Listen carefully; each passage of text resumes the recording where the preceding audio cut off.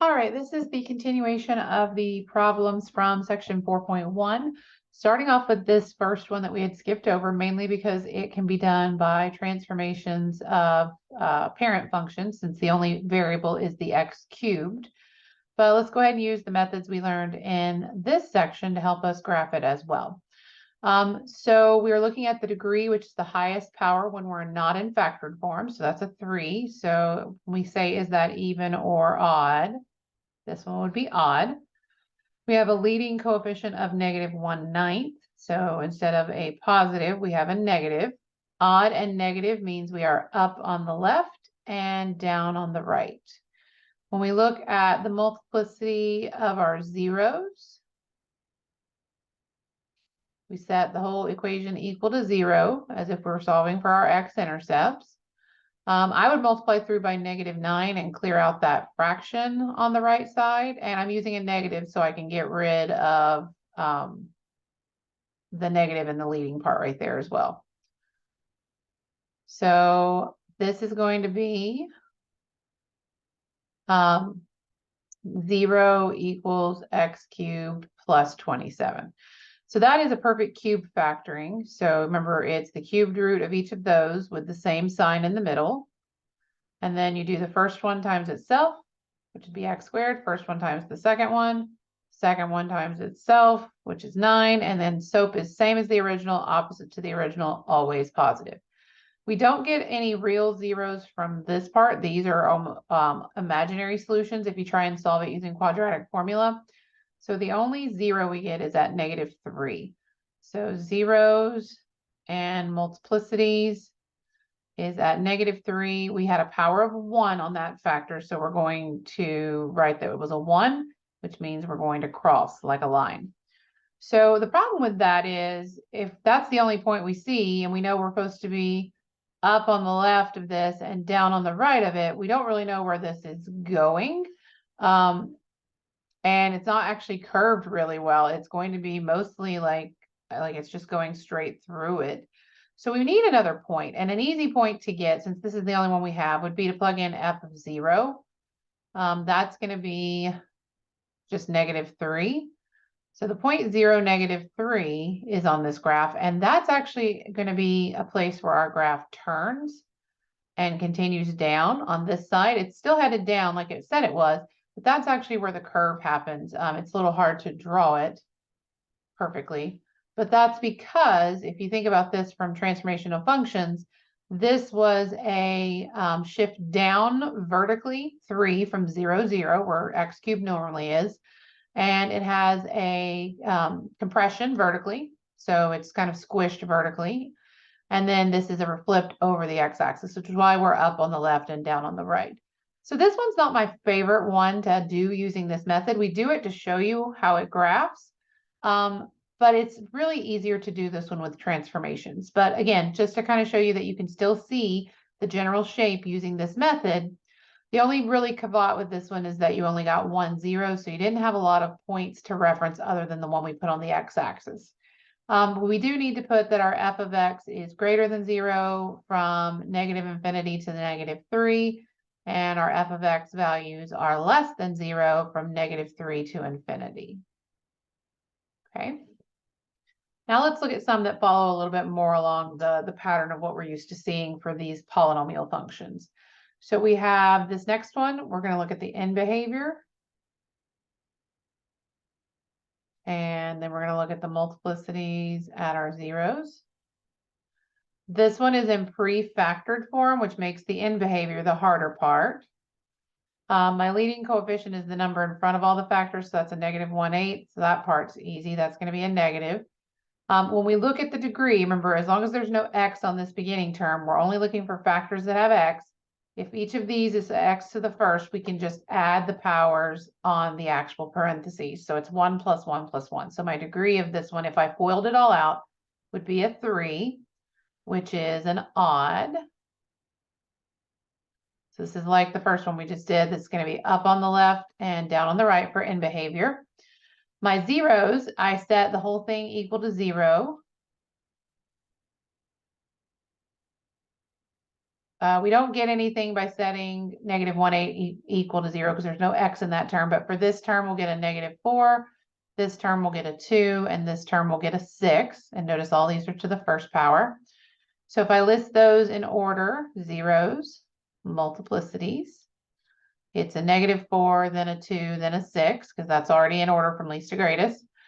They each had a 1 for their multiplicity, which means that at all three of them, we're going to be crossing like a line.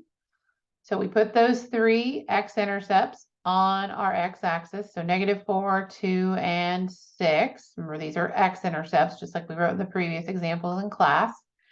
We're up on the leftmost point, down on the rightmost point, and we follow our directions from left to right, from smallest to largest x-intercept on how to finish this out. So with a 1, I'm supposed to cross. So I was above, so now I'm below. I'm going to fix that. It's always hard to draw the end behaviors perfectly first. Do your best. So we crossed. We're going to find a lowest peak somewhere, come back towards the next x-intercept. We're supposed to cross again. Highest peak is somewhere in between those two numbers, and we're going to cross again. So this is our general shape of what the graph's going to look like. We go from left to right on this graph. From -∞ to -4, we were above the x-axis. From -4 to 2, we were below the x-axis. From 2 to 6, we were above the x-axis. So that's when our y's are positive. And from 6 to infinity is when we are below. Okay. Just have 2 more of these. If we look at this one, this has not been factored yet, so it's easy to find the end behavior. So degree is the highest power if we're not factored out. So that's going to be a 3, which is not an even, but an odd power. Leading coefficient is a 1 this time in front of our leading term. So that's a positive. Odd positive is down on the left, up on the right. Remember, these are from our end behavior chart we made in class. Our zeros. So we're going to have to, the multiplicity of the zeros, we have to set this whole thing equal to 0 and try and factor it. This looks like a factor by grouping problem. If I pull out an x² of the first pair, I'm left with x minus 3. Pull out a negative, since it leads with a -9 on the second pair, it's going to be an x minus 3 because you're pulling a negative out of a positive. We're going to set that equal to 0. We have an x minus 3 we can pull to the front. And then we have an x² minus 9, which factors again. This is sometimes where you get a hidden multiplicity. When you factor x² minus 9, you get an x plus 3 and an x minus 3, which means we actually have x minus 3 occurring twice in this problem. So that's going to give it a multiplicity of 2. So I'm going to write my multiplicity chart up here. So I have my zeros are -3 from this term and +3 from this term. Again, always write those from least to greatest. My multiplicity is a 1 on the one that came from the -3 because that was x plus 3. +3 came from x minus 3, which has a multiplicity of 2. So remember, at an odd 1, we cross like a line. And at an even, we are going to bounce or touch. I like to write bounce. Okay, so we're going to plot -3 and +3 on our x-axis. We're going to put our end behaviors down next. We're supposed to cross at -3 and go up to some unknown height, come towards the next one. And notice this already has the bounce built in because there's only these 2 points. If our end behavior is correct, we should see that this agrees with our table. Our f of x is greater than 0 and f of x is less than 0 as we go from left to right. From -∞ to -3, we are below the x-axis. From -3 to 3, we are above. And just because this doesn't have an equal to, we have to separate from 3 to infinity. We're also above. If they put an equal to here, you could combine this interval and make one interval. But because they do not have equal to, we're not allowed to equal 0 as part of our interval notation. So let's look at our last one because we did the other one in class together. So this one we're looking for, again, not factored, so it's easy to find the end behavior. The highest degree highest power term is a 4, so that's going to be an even this time instead of an odd. Our leading coefficient is a -1 out front of that term, so that's going to be a negative. That means both are going in the same direction because it's even and they're both down. If we look at our multiplicities of our zeros, we set this function equal to 0 to solve for possible x-intercepts.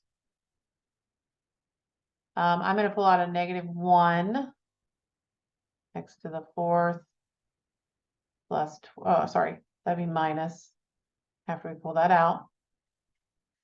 So positive x to the 4th minus 12x squared plus 27, because we pulled the -1 out. That helps us factor that trinomial. It's going to factor into two terms that have x squared as their leading part, because we need an x to the 4th when we multiply. Factors of 27 that are same sign, since it multiplies to a positive 27 and adds to -12, is a -9 and a -3. Now the first pair here, that factors again into x plus 3 and x minus 3. Let's talk about the x squared minus 3. That's not perfect squares, but if you set it equal to 0, you can find your intercepts. We would add over the 3 and then take the plus or minus square root of both sides to get the x by itself. So technically you can factor this using radicals. It would just be one case it was an x plus a square root of 3, and the other case it's an x minus square root of 3. And that's useful if you write it that way, because then you can see that each factor only occurs once. They're all unique. So my zeros, if I'm listing them from least to greatest, -3 is the smallest, negative square root of 3 is the next largest, square root of 3 is the next largest, and positive 3 is the largest. That's because square root of 3 is about 1.7.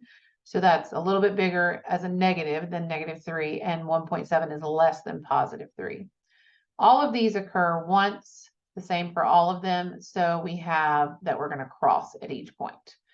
So like I said, we plot them out here. It's -3. It's almost -2. It's about -1.7 for negative square root of 3.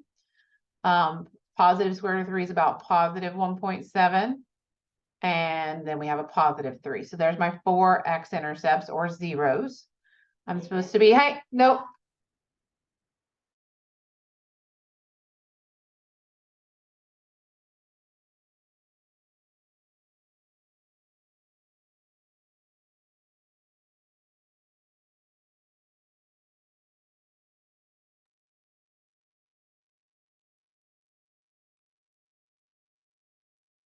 Okay, sorry about that. I had one of my kids came downstairs real quick.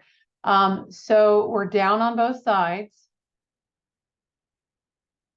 And we're going to be going across each of those x-intercepts. So we're going to cross from down to up, have a peak somewhere in between, go back, hit the next x-intercept, cross.